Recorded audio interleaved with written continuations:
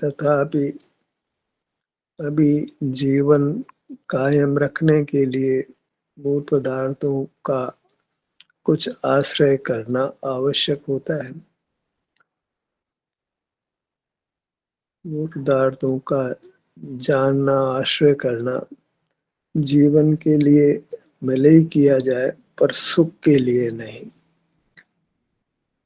सुख के लिए करते हैं तो वह सीधा संसार मार्ग हो जाता है, और जीवन के लिए करते हैं तो वह एक परिस्थिति जन्य आवश्यकता है। और जब जीवन बिना उसके भी होता हो तो फिर जीव इंद्रिय ज्ञान नहीं करता, मूल पदार्थों का आश्रय नहीं करता। परमात्म दशा में कोई इंद्रिय ज्ञान नहीं, कोई मूल पदार्थों का आश्रय नहीं। ध्यान की आखिरी अवस्थाओं में श्रेणी में किंचित भी मूल पदार्थों का ज्ञान नहीं, मूल पदार्थों का आश्रय नहीं। हम अभी प्राथमिक अवस्था में हैं, तो हमको जीवन के लिए मूल पदार्थों का ज्ञान करने, कुछ आश्रय करने की आवश्यकता है, पर वह कोई सुख के लिए नहीं हो। तो सुख के लिए क्या करना है? कुछ करने की भावना तो रहती है, तो कहते हैं अपना संवेदन करना।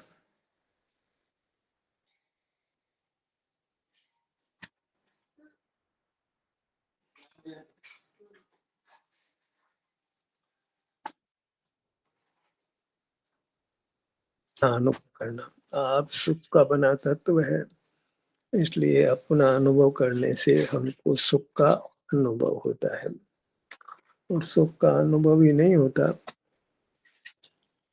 बंध मार्ग रुकता है, कर्म बंधन से हम मुक्त होते हैं, तो भविष्य भी हमारा सुखद होता है।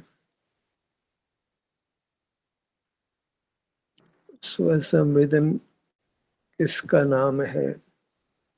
कहते हैं कि अपने शरीर में जो प्रकट सुख की कुछ अवस्था है, हमें उसका अनुभव करना है। उसी सुख का अनुभव करने से सुख वृद्धिगत होता है, बढ़ता है, पूर्ण होता है। हम बंधन से मुक्त होकर परमात्म दशा को पाते हैं।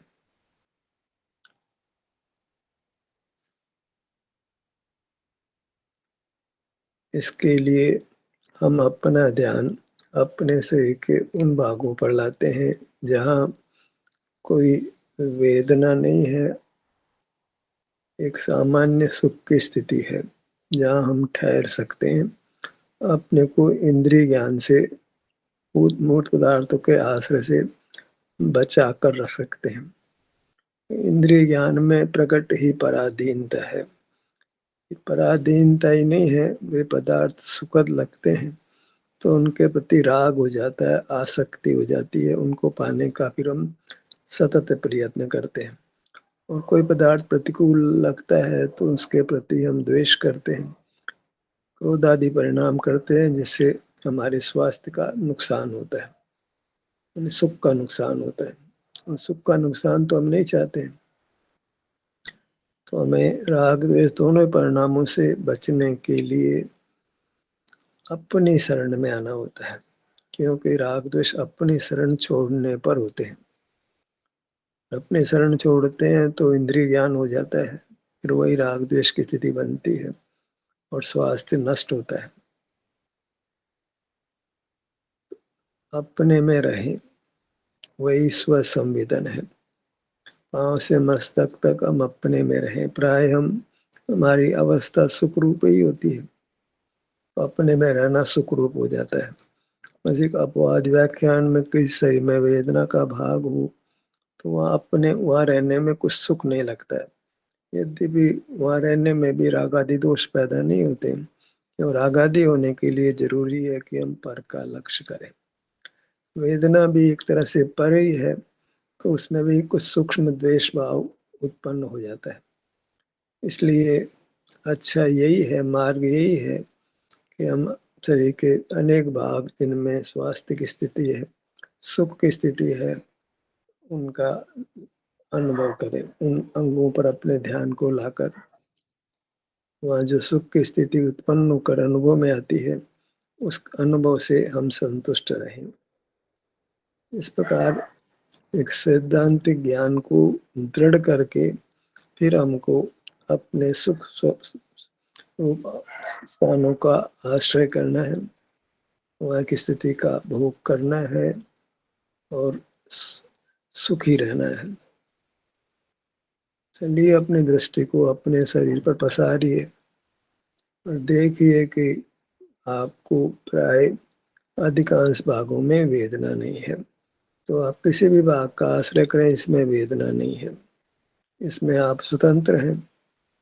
कोई ज्यादा विकल्प भी नहीं करना पड़ता है। जहाँ सुख लगता है वहाँ ठहरे, उस सुख स्थिति को भोगते रहे। प्रयास ये करना है कि कम से कम शब्दों का आश्रय हो, क्योंकि शब्द स्वयं विकल्प रूप है, ज्ञान रूप है। मोक्ष मार्ग शब्दातीत है।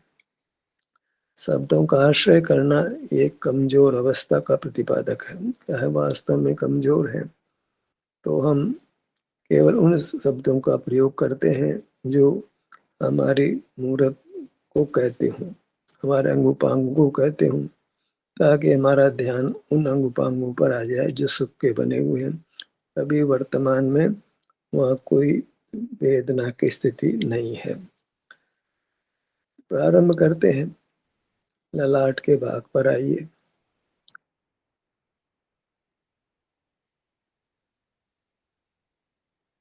वेदना नहीं होने को सुख की स्थिति मानकर, एक स्वास्थ्य स्थिति जानकर उस भाग पर जरा ठहरने का प्रयास करिए, क्योंकि यही तो मार्ग है। तो यहीं से उतावली करके भागेंगे तो अन्यत्र जाएंगे, पर में जाएंगे तो फिर संसार बनेगा। पर में नहीं जाए, मैंने इंद्रिय ज्ञान नहीं हो, इसके लिए आवश्यक है कि हम अपनी मूर्त पर ही ठहरे। फिर जरूरी नहीं है कि विचरण ही करें। अपने किसी भी भाग पर आते हैं तो ऊपर का लक्ष्य रुक जाता है, राग द्वेष रुक जाता है, बंध मार्ग रुक जाता है। और चूंकि उस भाग में वेदना नहीं है तो हमको दुख भी अनुभव में नहीं आता है। वही एक वास्तव में वर्तमान में सुख की स्थिति है। तो ललाट के भाग पर जरा ठहरने का प्रयास करें और इसमें आपकी आंतरिक प्रेरणा ही काम करती है। सुनना तो निश्चित ही बाधक होता है, लेकिन अभी कमजोर स्थिति है तो सुनते भी हैं। अच्छा भी सुनने में कोई लगता नहीं कि वो इंद्रिय ज्ञान है, पर अब प्रयास ये करें कि हम अपने शरीर का संवेदन, किसी भाग का संवेदन करें और खास उस भाग का जिसमें कोई वेदना सामान्यतया नहीं है। तो लाट के भाग चौड़ाई महसूस कर सकते हैं, ऊंचाई महसूस कर सकते हैं, भीतर गहराई भी महसूस करने का प्रयास कर सकते हैं, क्योंकि हम घन रूप हैं। हमारी लंबाई है, चौड़ाई है और गहराई है। हर भाग में ऐसा ही है। हर भाग की चौड़ाई भी है, लंबाई भी है और गहराई भी है।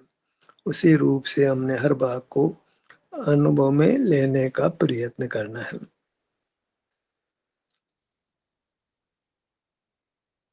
जीव घन रूप है, केवल लंबाई चौड़ाई नहीं है, गहराई भी है, प्रकट अनुभव में आती है। इसको किसी व्याख्या की आवश्यकता नहीं है। लाट की लंबाई बाएं से दाएं, ऊंचाई कहें कि चौड़ाई कहें, ऊपर से नीचे और ठीक सिर के पीछे के भाग तक जाने का प्रयत्न कर सकते हैं।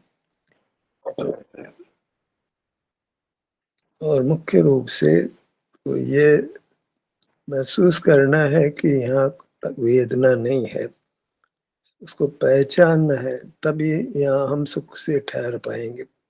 यहाँ सुख को नहीं पहचानेंगे तो यहाँ रुकेंगे नहीं, फिर विषय सुख की ओर दौड़ लगाएंगे, तो वहाँ तो संसार है। यहाँ पुद्गल को विषय करें, विषय सुख भी मिले, लेकिन उससे तो घोर कर्म का बंध होकर फिर घोर वेदना का प्रसंग बनता है। प्रतिकूल संयोग मिलते हैं, बाहर में भी अपमान आदि के प्रकरण बनते हैं, भोजन आदि की व्यवस्था नहीं हो पाती है तो मरण का प्रसंग भी हो जाता है। इसलिए बाहर तो कोई सुख का साधन नहीं है। और जब अपने किसी भाग पर होते हैं तो वास्तव में सुख का खजाना खुल जाता है।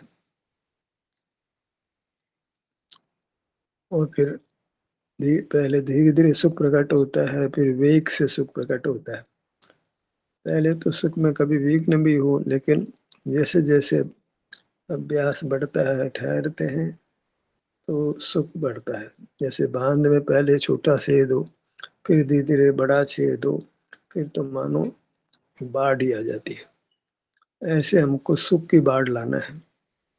कब आएगी वो बाढ़? जब हम अपने किसी भाग पर बने रहने का प्रयत्न करें या विचरण भी करें तो बस देह से बाहर नहीं हो, देह से मुख बाहर नहीं हो, अपनी देह का ही संवेदन होता रहे, एक सुख स्थिति का ही हमको संवेदन होता रहे।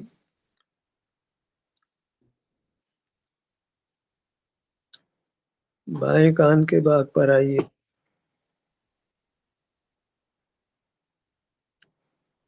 हमने बाई कान को दर्पण में भी देखा है और अनुभव से भी हम जान लेते हैं कि कान के भाग की चौड़ाई है, लंबाई है, गहराई है। तो वहाँ ठहरना है और वेदना सामान्यतया नहीं होती है, इसलिए उसको सुख की स्थिति मानकर यहाँ बने रहने का प्रयत्न करिए।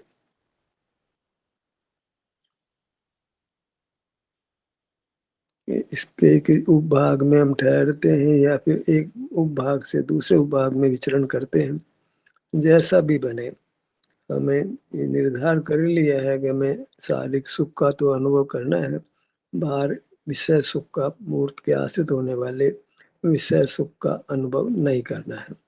क्योंकि एक अनुभव बंध को पैदा करता है, एक अनुभव निर्जरा को पैदा करता है। बाहर के विषय सुख का अनुभव बंध पैदा करता है और शारीरिक सुख का अनुभव व कर्म की निर्जरा करके हमें उत्तम सुख देता है। कान का निचला हिस्सा प्राय वेदना रहित रहता है, तो इस भाग को लक्ष्य में लीजिए। अनुभूति साधन है, कोई आँख तो बंद ही है, पर हम अनुभूति के द्वारा अपने शरीर के विभिन्न भागों पर पहुँच जाते हैं। दायाँ कान,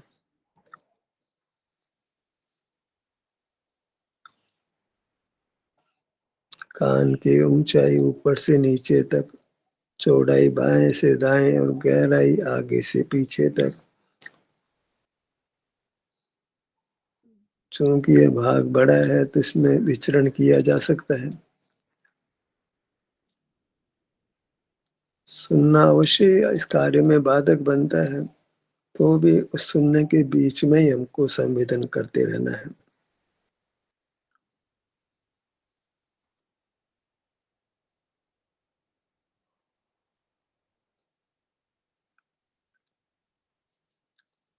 ये जो प्राथमिक अभ्यास है, यही मुक्ति का बीज बनता है, मुक्ति का आधार बनता है और यही मजबूत होता है तो फिर मोक्ष का महल बनता है। नींव को कमजोर नहीं रखना है, मैंने आगे सुख की स्थिति स्थायी बनती है, मजबूत बनती है, बनी रहती है।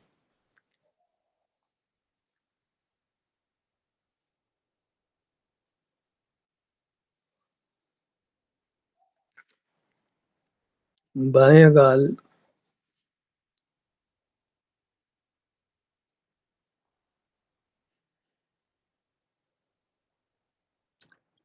हमें किसी से पूछने नहीं जाना पड़ता है कि गाल में वेदना है कि नहीं है, आराम है या नहीं है। कोई दर्पण का सहारा, कोई इंद्रिय ज्ञान का सहारा, कोई जांच का सहारा नहीं लेना पड़ता है। सुख की दुख की स्थिति हमारे को प्रत्यक्ष सीधे अनुभव में आती है। यही स्वाधीनता है और यह स्वाधीनता ही पूर्ण स्वाधीनता का कारण बनती है। हमें स्वाधीन कार्य करना है, तभी स्वाधीन होंगे। पराधीन काम से पराधीनता ही होगी। मूल पदार्थों को जानने में इंद्रियों की पराधीनता है, जानने मानने योग्य विषय की पराधीनता है, प्रकाश की पराधीनता हो जाती है। तो वहाँ पराधीनता है, वहाँ मार्ग नहीं होता। दायाँ गाल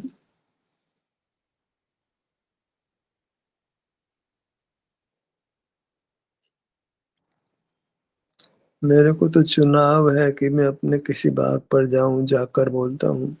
आप लोगों को अभी वो चुनाव नहीं मिलता है और तो थोड़ा-सा श्रोता को वक्ता से ज़्यादा परिश्रम करना पड़ता है। उसका दायित्व ज़्यादा है।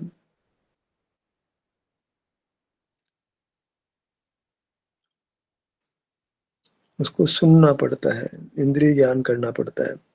जो निर्देश देता है, वह बोलता है। बोलना इंद्रिय ज्ञान नहीं है, वह का वचन बल का प्रयोग करता है। वचन बल अच्छा है इंद्रिय ज्ञान की बजाय। वचन बल के उपयोग में केवल कर्म का आगमन है, बंध नहीं है। सुनने में कर्म का आगमन भी है और बंध भी है। इसलिए जिसको ध्यान के लिए कराने के लिए कहा जाता है, तो ये उसके लिए बहुत-बहुत अच्छी बात है, क्योंकि वह सुनने के बजाय बोलता है। बोलने में उसको एकाग्रता ज़्यादा है, सुनने में इंद्रिय ज्ञान है, वो एकाग्रता नहीं होती है। उसके लिए स्व-संवेदन के लिए विशेष प्रयत्न करना पड़ता है।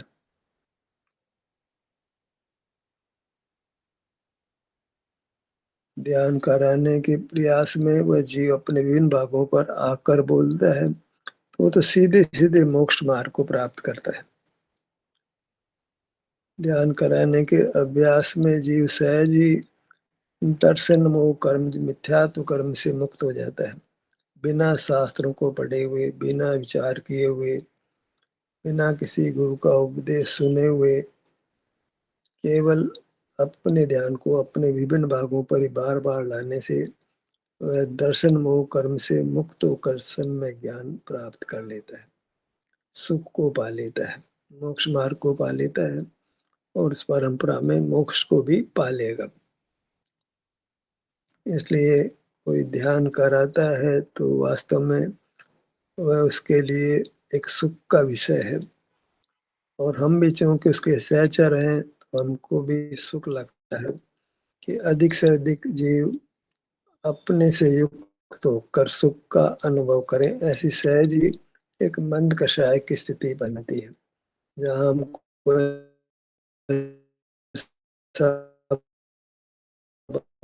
सब भाव जीव को अपना स्वरूप का और उसके द्वारा वे कर्म क्षय कर परमात्म दशा को प्राप्त कर सके। तो डी के भाग पर आइए।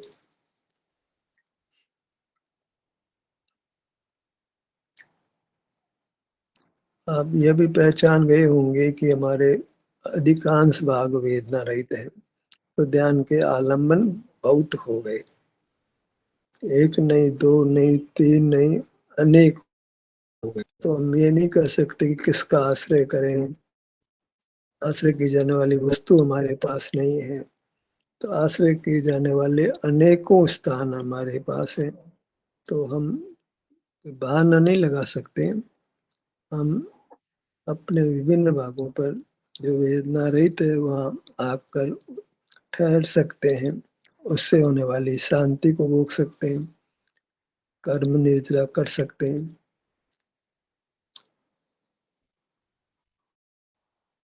गर्दन के भाग पर आइए।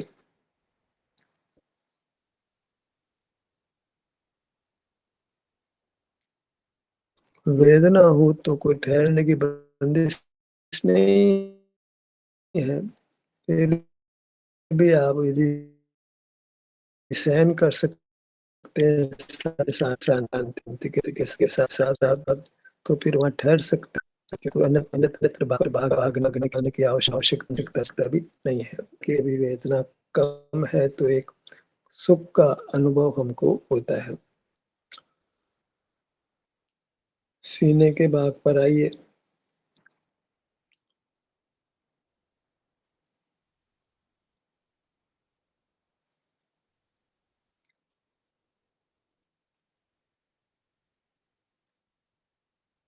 एकदम प्राथमिक शिष्य हैं जिनको कि अपने शरीर के विभिन्न भाग स्वस्थ होने पर भी सुख सा नहीं लगता है, तो उनको हथेलियों का सहारा लेने में कोई बड़ा दोष नहीं है। हथेलियों को अपने सीने के भाग पर रखिए और पहचानिए कि यहाँ कोई वेदना नहीं है, अच्छी स्थिति है। तो उस स्थिति में बने रहिए। हथेली का आश्रय करना आवश्यक है तो करिए, लेकिन आश्रय ज़रूर करना है। उन्हें अपने शरीर का आश्रय ज़रूर करना है। अपना शरीर तो सुख स्वभावी है, अमूर्त है, तो जैसे बने उसके उसका संवेदन करके हमें राग आदि से मुक्त होना है, बंधन से मुक्त होना है, कर्म क्षय कर परमात्मा होना है। हम ये अभ्यास कर रहे हैं तो उसका प्रयोजन तो परमात्म दशा की प्राप्ति है। लक्ष्य कोई छोटा-मोटा नहीं है, तो स्वर्ग जाने का लक्ष्य नहीं है, उत्तम गति पाने का लक्ष्य नहीं है।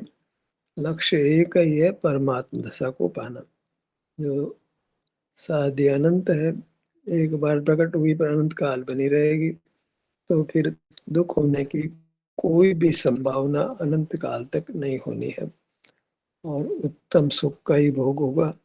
इसलिए इस काम का फल इतना महान है कि इससे महान कोई फल दुनिया में नहीं होता है।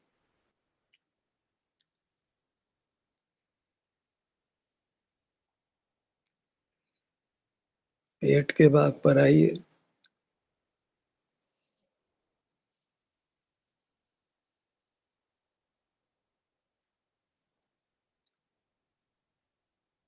ये बात गहराई से समझ लीजिए। किसी एक सुखद स्थान पर आते हैं तो उससे कर्म की निर्जरा होती है, मन प्रसन्न रहता है तो शरीर स्वस्थ होने लगता है। हम सुख का अनुभव करते हैं तो रोम-रोम अच्छा होने लगता है।